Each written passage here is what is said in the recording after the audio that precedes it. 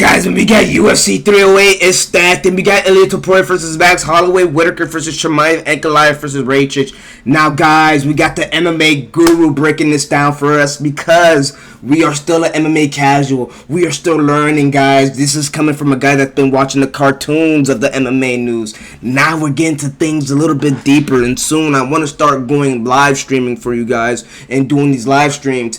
But I want to see what you guys think about this, and the only way I will know if you guys like the video and subscribe to the video. But before we get into it, let's talk about Topuria versus Max Holloway, guys. I'm gonna give you a quick prediction on this one. I have Ilya Manilya winning that fight. For you to go ahead and take down the second best fighter of all time, Volkanovski, you got it, buddy. I don't care what y'all say. Volkanovski is better than Khabib. That's the second best fighter of all time. That man is a tactician, a killer in this sport, and Volkanovski put him down like it was nothing when Max Holloway couldn't. And you mean to tell me MMA map doesn't point towards Ilya Manilya? Come on! Topuria versus Holloway. Massive news. This is happening on October the 26th in Abu Dhabi. This is a massive fight, though. Why is Abu Dhabi getting this fight? I have no idea why they are. I do have every idea why they are. Abu Dhabi's paying that. I'm getting pissed off, man. They're paying These that. are Western Chad boys right here, man.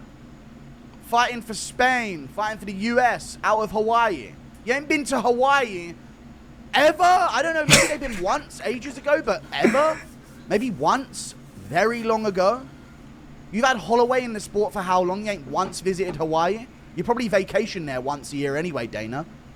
Sorry, I'm really annoyed at this. That we get a sphere card that has O'Day Osborne versus so-and-so on there, and Abu Dhabi's getting all this, man.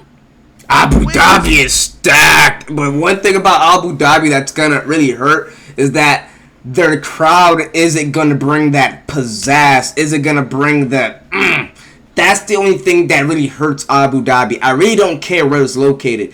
But one thing I know for sure... Brazil compared to Abu Dhabi, Brazil is going on 10. The stadium post is on maxed out level. You hear me? So even if you go somewhere like Vegas, you know, if you did this at Vegas, this would have been good. You know, anywhere in the U.S., to be honest. But to be honest, this card could have been good anywhere but the Abu Dhabi. You could have done England for all I care. Australia, you know? Cyril Gans for France. Volkov's for Russia. Why are they getting all of them? Rakic is from... I'm going to love that fight right there. They maybe have done one, but not since Rakic has been about. Yuri was champ. They never went to Czechoslovakia. It's all good, though, man. Just bend over for them because they're paying you so much money. So just give them every good fight while we get shit pay-per-views, man. Australia pay-per-views got... Kara France Urseg as the co-main event. I'm sorry, but... That's a good one. I like Kara France Urseg. Steve Ursig got robbed for the championship. But I like that one. Let's not put that one down. I'm just saying it how it is. I'll get into the matchups now. Fucking pissing me off, man. If there was a bunch of Middle East and Abu Dhabi fighters, I'd get why they were pandering to them, because the cards would be full of their fighters. Yeah. Man. Like Robert Whitaker and... Sorry. And Chimaev should have been like the co-main event of 308, and everything else just falls in place. They're going to put it on UK time. They won't do that when they go to the fucking UK, though. But when it's in Abu Dhabi, they put it on UK time. So actually, as a UK fan, I'm very happy about this, to be honest with you, because, of course, they only do it for the UK time when they're in Abu Dhabi. Yeah! Oh, this is bad. Oh, this is bad. And I forgot about the time zone. Oh, this is going to be... at 3 p.m. in Eastern Time. 3 p.m. This the main event is going to be ending. This is not how I want to spend my Saturday night, bro. I hate spending my Saturday nights when the UFC card finish in the freaking afternoon. Derby. That sucks. Versus Max Holloway. Amazing matchup. We've wanted to see this. I guess this tells us that Alexander Volkanovski is not going to be fighting for the belt. You know what I kind of like about Which this? is a robbery? It log jams it appropriately. If you do the Volkanovski rematch now, they might not do the Holloway fight for the title. It might have to... Holloway might have to be out for too long. You know what I mean? And then they've Got to give Holloway another matchup in the meantime. Actually, that's smart. Waiting even longer, and who knows if anyone gets injured. So they're doing this now because they're both healthy now. That's important. I like that Volk's not jumping straight into this immediate rematch. Volkanovski said that he's actually been set. It's been told to him that Volkanovski said it's been told to him that he's going to be fighting for a title in his next fight. So I guess he's going to be in line for the winner of this. Yeah, that's a way smarter choice for Volkanovski. Which I was kind of annoyed by because I was like, oh man, I'd love to see a fresh contender get a title shot. But this makes it so that the featherweight division has no choice. But by the end of this skirmish between Topuria, Holloway, and Volk in a rematch, by the end of that skirmish between all of them, by the time the dust is settled, we're going to have a real legitimate contender. We're going to have a Diego Lopez who's just beat Ortega and then Arnold Allen. You know what I mean? We're maybe going to have an Arnold Allen who beat, you know, the winner of Ortega Lopez and then someone else in the division, you know, or a Movsar Evloev just beat Aljo and then he takes out Lopez in a rematch for a title shot. Like, you know what I mean? Or Lopez takes out Movsar or Aljo. Like, this is the type of... we got to have 2 more fights for a lot of these top 5 contenders, and it's going to create a sick title defense at the end of all of this. See, this is where his MMA guru news come to me. Like, some of these names didn't... who's Imamov? Who is this guy? But I love this matchup. Sounds like a wrestler. I'm still learning. I've always been going with Ilia Topuria here. Ilya Manilya, I know he's going with I think he's a nightmare matchup for Max Holloway. I think he's the worst matchup possible for Max Holloway ever. A lot of people are saying that now that, you know, Holloway's beat Gaethje, that now they're on this big parade of now Holloway doesn't lose to anyone. I'm sorry, but that was always going to happen to Gaethje. And if you don't believe me when I say that, I was saying that Holloway was going to school Gaethje and finish him. So I saw that. But that Ilya dude is so fast. Oh, well, he beat that perfect. I know Max Holloway's fast, but Ilya's speed is just... matchup. Or now he's going to beat this horrible nightmare matchup for him. Matchups make fights. Holloway is... Let's get to the next fight. Let's get to the next one. That, I'm telling you, Ilia Topuria's speed is absolutely ridiculous, dog. Robert Whittaker versus Khamzat Chimaev. Right off the bat, I got Robert Whittaker. Listen, if you told me this last Abu Dhabi, I probably would have went Khamzat.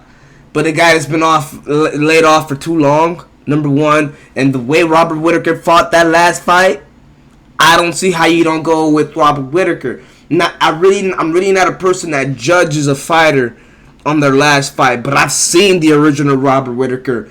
I've seen this man be a killer, and I've seen Israel Adesanya slow him down for some odd-ass reason. And now guess what? The stock is rise back to that killer, that Reaper that he was, Robert the Reaper Whittaker. And we all know the playbook on Khamzat Chimaev too. Round 1, he's going to set the tone, he's going to set the pace extremely fast and do something extremely amazing grappling exchange. And next you know, round 2 and 3. He makes it a dogfight for himself because he's gassed. And maybe it could be Usman. So Usman, maybe you could stay ready because I know you're looking for a fight, but conveniently not fighting anyone. I'm just I'm training with Shavkat Rakhmonov now, guys. When I wanted to fight Burns, I left the gym, but now Shavkat's on the rise. I'm really back at Team Killcliff, everyone. That weird thing that he does where he just... I hate when fighters become friends with someone they know they're going to have to fight that probably beats them. Yeah, I hate that. Shit, pussy shit. Darren Till did it to Chimaev. Either way, Whittaker, Chimaev. Speaking of Chimaev, I like this matchup. You know what? After the Ikram fight, I don't mind Whittaker here. I don't mind Whittaker now. At first, I was like, I don't know. I think Chimaev might be able to bully him a bit, and Chimaev's going to be really monstrous out there, and he might be able to get a finish early because Whittaker folds. But I've just seen Whittaker become a different man. A different Whittaker recently in his career. A different attitude. You don't see him in the pre-games before. You know those pre-games that the UFC has where you just talk, you know, just put your 2 cents into there. Whittaker has been doing his homework. He just says he wants to fight. Forget the belt. Forget all this. I just want to fight the next dude. And this is what Whittaker's been talking about the whole time. While Khamzat's just been saying, I want the belt. I want the title shot.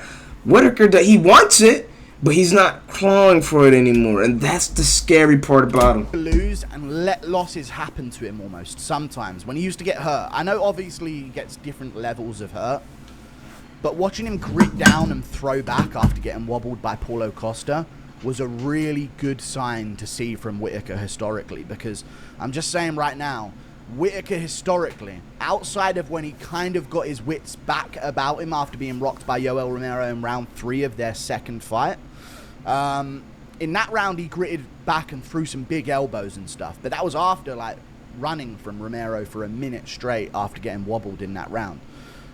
Whittaker runs when he gets wobbled. He holds up, he ties up, he stalls. In the Costa fight, he gritted down and threw back. I needed to see that out of him. Then he smokes Ikram Aliskerov in a round. Sharpest we've ever seen the first minute of Whittaker's career in any fight. First minute of Whittaker's fights, I'm always like, oh God, I hope the opponent ain't switched on early, because Whittaker never is. He was so switched on for this one. I think that's a mentality change. And you know what I think it is?